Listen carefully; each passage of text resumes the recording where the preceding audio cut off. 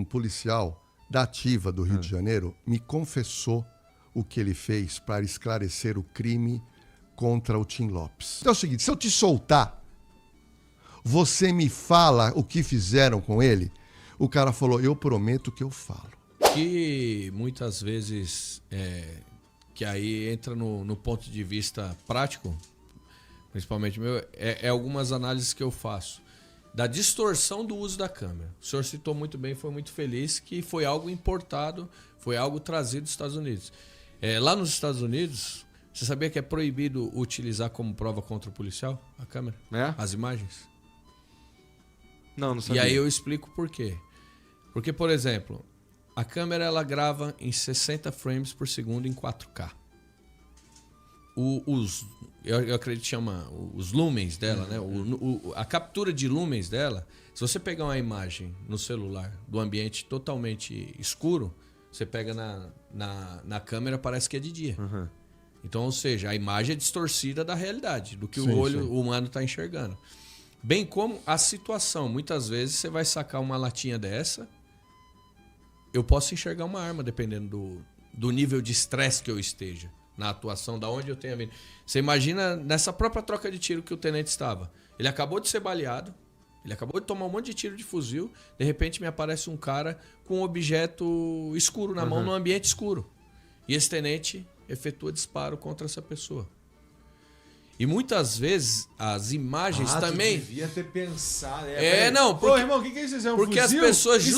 as pessoas justamente, muitas vezes, quando é utilizado no processo, o que é feito? O desdobramento dos frames, 60 frames por segundo, são 60 fotos. Então o cara pega foto a foto, aqui, ó, nesse exato momento ele deveria ter visto que era uma garrafa de coca e que não era uma arma. Tem se utilizado isso processualmente, e aí é onde os policiais que estão atuando, o cara começa a ficar amedrontado. Ele fala, porra, mano. Tem uma situação, por exemplo, se eu não me engano, foi em Ribeirão Preto, que o policial tinha tomado um monte de tiro, na sequência tem um indivíduo descendo do carro, o policial efetua disparo nesse cara. E aí foi feito o desdobramento das imagens, que passou até no Fantástico. E aí foi feito o desdobramento das imagens e começaram a utilizar para falar que o policial não deveria ter atirado naquele segundo indivíduo. Aí você fala, peraí, meu irmão, você tá tomando tiro, sua vida tá sob risco, é fração de segundo, você atira ou não atira. E aí é onde que eu acredito que aqui não se deveria utilizar as imagens, até porque a própria Constituição prevê que você não pode constituir prova contra si mesmo. E você tá ali constituindo prova, então assim...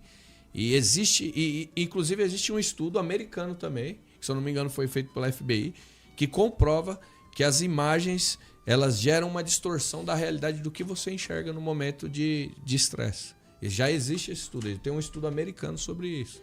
Então, assim, eu acho excelente, tem trazido benefícios com relação a conjunto probatório para elucidar uma ocorrência. Porém, também em situações que muitas vezes o policial sob estresse ali na adrenalina agiu, os policiais têm sido... Condenação eu não me recordo ainda de ter havido. Porém, gera todo um desgaste. Você imagina que você é policial, o policial ganha muito bem, né? Aí você tem que responder um tribunal do júri e para começar um advogado vai te cobrar 100 mil reais para você defender. Então, o policial sofre. Aí muitas vezes o policial é submetido a 1, 2 vezes ao júri, meu irmão. Imagina, o cara tem que vender a casa. Chega o Ned pra mim e fala assim, cadê o documento? Aí eu faço assim. Pronto. Exatamente. Toma aqui meu documento. Exatamente. Vou tomar? Agora, a câmera atrapalha uma coisa também importante, é o seguinte. Isso a gente pode falar hoje, nós somos aposentados, tá?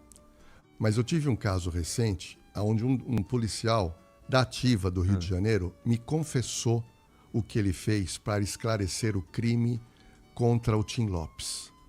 Então imagina a seguinte situação, o Tim Lopes foi fazer um trabalho e ele sumiu. Foram na delegacia do Rio e lá estava um policial civil, e lá tem outras nomenclaturas, é o detetive, e foi atendido por um rapaz que era jovem, chamado Daniel Gomes. E ele atendeu e ele percebeu a gravidade dos fatos. Ele reuniu um monte de polícia, foi lá para Vila Cruzeiro, fizeram uma varredura, ouviram zum, zum, zum, se o Lopes sumiu. E na cabeça deles ele podia ter estado em refém. Ok. E uma pressão da imprensa, da Rede Globo, onde está o Tim Lopes, e aquilo ficou dias, e estava na mão desse investigador, desse detetive. Bom, ele está lá trabalhando, e isso ele me contou no meu YouTube Na Cena do Crime, ele contou isso, e eu até fiquei preocupado, mas depois ele explicou por que ele contou. Algo que um policial não conta. E daqui a pouco eu quero falar o problema da câmera. Ele estava trabalhando no 7º dia do desaparecimento do Tim Lopes, quando a polícia militar chega com um traficante que foi pego com droga para ser preso. Falou, Daniel, como tá aqui, ó, pegamos esse cara aqui em flagrante. Beleza. Ele começa a conversar, vocês pegaram ele aonde? Vila Cruzeiro. Pô, Vila Cruzeiro ele já lembra do Tim Lopes.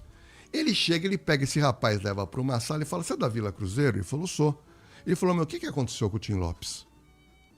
O cara olhou para ele e falou assim, mas por que eu vou falar para você? Eu tô preso, filho. Pô, você tá me tirando?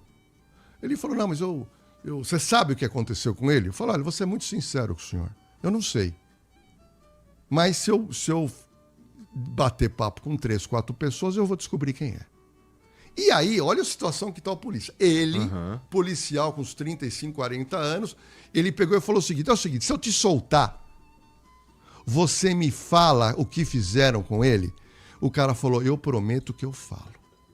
Porque eu estou em cana. Ele estava em cana no tráfico. E fica preso um tempo. Ele não queria ser preso. E o policial também confiou no semblante dele. Ele tinha um celular velho, deu o celular na mão e falou, olha, você vai lá, você conseguindo alguma coisa, você me liga e joga fora o seu celular. Só que tinha 2 policial militar. Mas é tudo parceiro, policial de área, tudo parceiro. Ele chamou os 2 PM e falou, olha, o cara pode ser que ele me ajude a resolver o caso do Tim Lopes. Os polícias entenderam, porque era um crime menor para você resolver um crime maior. Daqui a pouco eu pego esse cara de novo. Você entendeu? E tem até uma justificativa legal quando você faz isso, doutor. Você ainda pode, mas infelizmente não é bem interpretado. Não poderia ser bem interpretado se estivesse sendo gravado. Isso aí não, mas se tivesse gravado, não teria. Estou entendendo. Então o que aconteceu? Esse cara soltou o traficante, que era do Comando Vermelho. E esse cara, ele falou, eu vou cumprir minha palavra, porque no Rio o bicho estrala. Ele falou, eu vou cumprir. Bom, deu 70 horas, toca o telefone do Daniel Gomes. Falou, olha, o negócio é o seguinte, pega papel aí. Contou tudo o que aconteceu. Ele falou, olha, ele foi tirado da Vila Cruzeiro, foi levado para outro lugar, foi levado... O local onde queimaram ele no forno de micro-ondas e... os restos, as cinzas estão em tal lugar. E ele falou, pega a caneta. Igor, o cara fez um mapa. Falou, você vai subir o morro tal, você vira na 3ª árvore. E eu fiz um X. O Daniel Gomes pega tudo aquilo, junta a polícia, vai e chega nesse lugar como se fosse o mapa do tesouro. E chegando lá, ele encontra debaixo da pedra uma série de cinzas.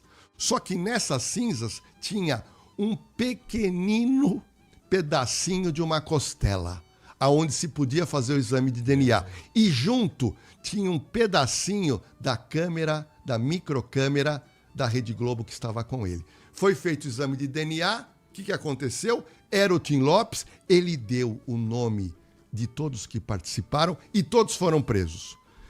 Por que eu contei essa história?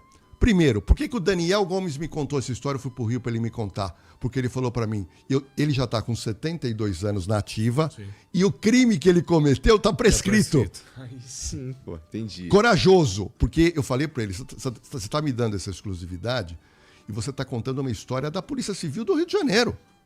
Porque ninguém sabia como que esclareceram a morte do Tim Lopes. Foi o Daniel Gomes cometendo, entre aspas, um crime. E o que o sargento falou, eu só quero complementar isso, o policial antigamente fazia troca. É verdade ou mentira? Troca da cana. Fazia troca da cana. Você tem uma cana pequena, você fala, me entrega a casa-bomba, me entrega o traficante. O cara, às vezes, entrega. Às vezes, você pode até confiar e dar no o burro. Hoje, com a câmera, acabou a troca. Então, se você falar para mim o grande prejuízo, além desse que o Nantes fala, que uma má interpretação da imagem, essa troca que você vê em todo filme americano, que o policial troca, isso acabou com a câmera. Então você deixa de esclarecer um crime maior, de fazer uma troca, porque a câmera, se o policial fizer isso e isso vir à tona, é cadeia. Pode perder o cargo. Mais um prejuízo da câmera, bem nessa linha do que o senhor está falando, nós trabalhamos com muita informação nas ruas. Então, muitas vezes, no interior da comunidade, fazendo uma incursão, às vezes porque tem muita gente de bem dentro das favelas. Sabe disso aí. E às vezes você encontrava a Dona Maria lá, Dona Maria, eu tomar um café aqui, tá cheiroso.